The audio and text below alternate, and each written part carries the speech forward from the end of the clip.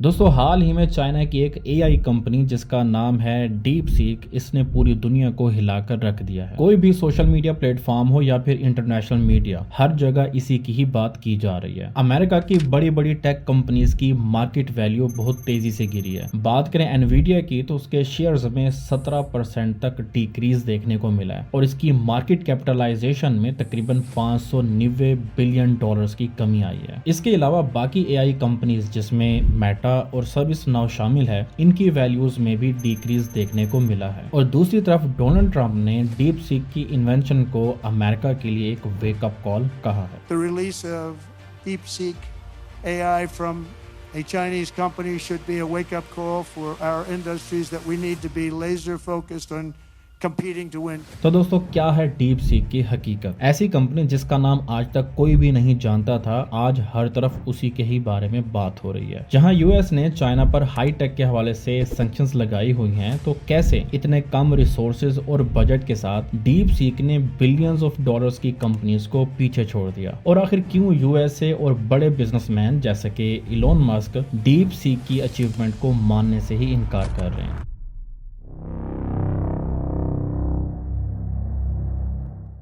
Deep seek एक Chinese AI company है जो 2023 में एस्टेब्लिश हुई, जिसे हेज फंड्स के थ्रू सपोर्ट किया गया। इस कंपनी का हेडक्वार्टर हांगजोन में है और इसके फाउंडर का नाम है ली गैंग। डीप सीक ने एक advance AI model R1 develop किया है जो कि स्टेट ऑफ आर्ट है। चैट जीपीटी का हाईएस्ट एडवांस मॉडल O1, जिसे 5 दिसंबर को रिलीज किया गया, डीप सीक ने इस मॉडल को कई बेंचमार्क पर हराया है। सबसे हैरानी वाली बात यह है कि डीप सीक का एआई मॉडल सिर्फ 2 महीनों में तैयार किया गया और इसकी कॉस्ट $6 मिलियन से भी कम है और तकरीबन 200 लोगों ने इस कंपनी में काम किया इसे डेवलप करने में। दूसरी तरफ बात करें चैट जीपीटी की, तो इसे बनाने में कई साल और $540 मिलियन तकरीबन लगे हैं और इसके अलावा इसको बनाने में और ट्रेन करने में हजारों एम्प्लॉयज ने काम किया। शायद अब आपको समझ आ रहा है कि आखिर डीप सीक की हाइप क्यों है। कहां पर 2 महीने, 200 लोग और 6 मिलियन से भी कम का बजट, और कहां तकरीबन 4 से 5 साल, हजारों एम्प्लॉयज और $540 मिलियन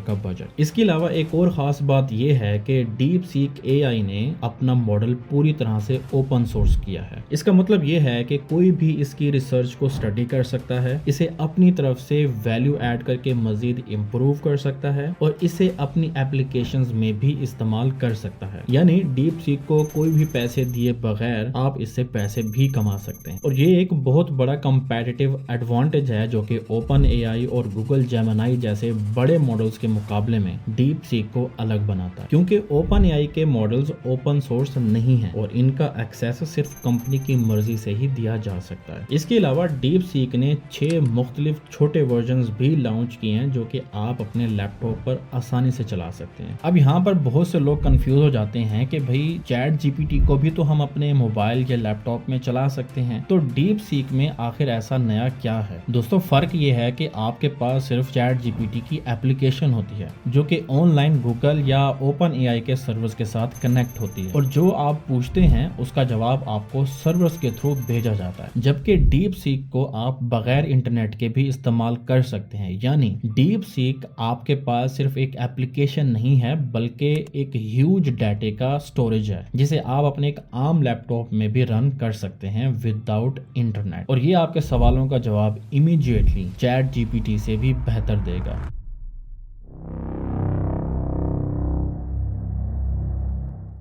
दोस्तों 2022 में अमेरिकन प्रेसिडेंट जो बाइडेन ने एक पॉलिसी इंप्लीमेंट की जिसमें चाइना को एडवांस सेमीकंडक्टर चिप्स देने पर पाबंदी लगाई गई, जो कि एआई ट्रेनिंग और सुपर कंप्यूटिंग के लिए बहुत ज्यादा जरूरी है। इन चिप्स का इस्तेमाल LLMs यानी लार्ज लैंग्वेज मॉडल्स और जनरेटिव एआई को ट्रेन करने में होता है। ये चिप्स बहुत ज्यादा इलेक्ट्रिसिटी और कंप्यूटिंग पावर को कंज्यूम करती हैं, इसी वजह से एआई ट्रेनिंग बहुत ज्यादा महंगी और रिसोर्स हैवी होती है। यूएस ने एनवीडिया पर रिस्ट्रिक्शंस लगाई जो कि दुनिया की सबसे एडवांस एआई चिप्स बनाता है। तो चाइना के पास सिर्फ लो परफॉर्मेंस चिप्स का एक्सेस था जो कि टेक्निकली एआई ट्रेनिंग के लिए आइडियल नहीं है। तो सवाल यह है कि इन तमाम चीजों के बाद आखिर कैसे चाइना डीप सीक को डेवलप करने में कामयाब हुआ। जब चाइना पर ये सैंक्शंस लगी तो लोगों ने ये सोचा कि चाइना एआई स्टार्टअप में बहुत पीछे रह जाएगा क्योंकि इनके पास पावरफुल एआई चिप्स नहीं है। लेकिन दोस्तों ये लिमिटेशन ही वो वजह बनी जिसकी वजह से ली यांग ने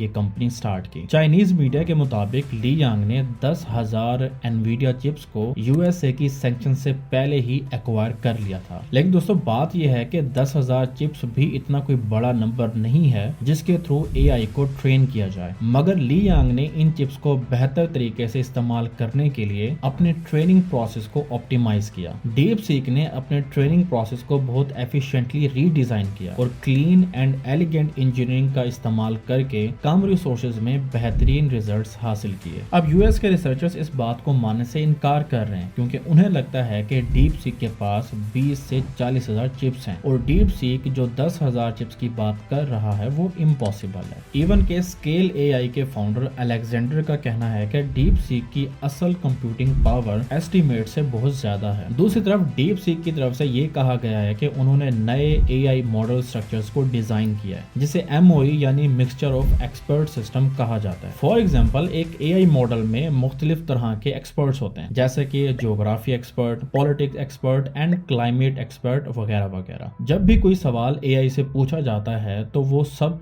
एआई एक्सपर्ट्स को एक्टिवेट कर देता है जिसकी वजह से बहुत ज्यादा कंप्यूटिंग पावर खर्च होती है और कभी कभी एआई ओवर थिंकिंग करके गलत जवाब भी दे देता है। डीप सीक ने एक ऐसी टेक्निक डेवलप की है जिसमें एआई मॉडल तमाम एक्सपर्ट को ट्रिगर करने की बजाय सिर्फ रेलिवेंट एक्सपर्ट्स को ट्रिगर करता है। फॉर एग्जांपल अगर किसी ने पूछा कि चाइना के कैपिटल का क्या नाम है तो ये मॉडल तमाम एक्सपर्ट्स को एक्टिवेट करने की बजाय सिर्फ जियोग्राफी के एक्सपर्ट को एक्टिवेट करेगा जिससे कम कंप्यूटिंग रिसोर्सेज के साथ साथ fast, accurate and efficient answers आपको मिल सकेंगे। लेकिन दोस्तों अमेरिकन बिजनेसमैन जैसे कि इलॉन मस्क का कहना है कि डीप सीक शायद चैट जीपीटी के आंसर्स को यूज कर रहा है अपने मॉडल को ट्रेन करने के लिए, मगर डीप सीक ने अपनी रिसर्च को ओपन सोर्स किया है जिसे कोई भी रेप्लिकेट कर सकता है और डीप सीक ने सारा प्रोसेस ट्रांसपेरेंट रखा है। अब यूएस कंपनीज इसको इसलिए नहीं मान रही क्योंकि पुराना नैरेटिव यही था कि एडवांस टेक्नोलॉजी के लिए आपको बहुत ज्यादा हाई रिसोर्सेज की जरूरत है, लेकिन डीप सीक ने हाई रिसोर्सेज के ना होते हुए भी